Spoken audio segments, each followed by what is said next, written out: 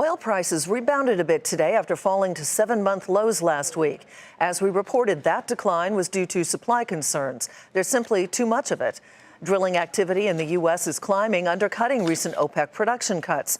So what might that mean for stocks, since equities tend to follow the move in oil prices? Jackie DeAngelis takes a look. When oil prices take dramatic dips, investors worry that stocks will follow. But some say the market is changing, and so is that trend. It's happened before. Over the last decade, we've seen the price of oil and stocks decouple twice, but for different reasons. And that's the key. In 2008, oil was at $145 as stocks were sinking. It took a while, but demand issues eventually took the crude price down with stocks. In 2014, crude started another collapse from $107, but stocks have managed to move steadily higher. That time, it was a supply-driven story, the shale revolution.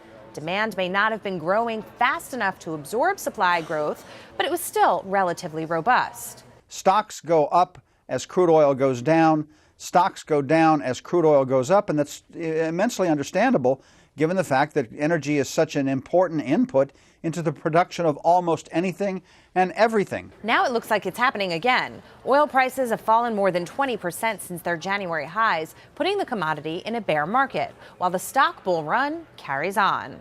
Lower for longer may not be a phenomenon, but just the new normal. It's good for consumers, it's good for companies that use crude. It's not great for big oil, but most companies have managed to bring costs down to carry on.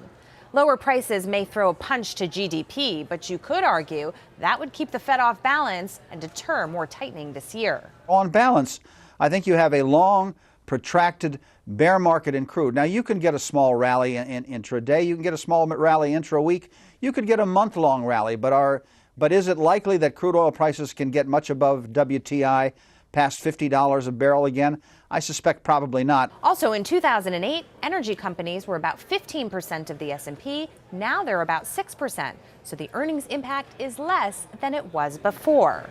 The general consensus now that crude can still fall, but it won't take the market down with it.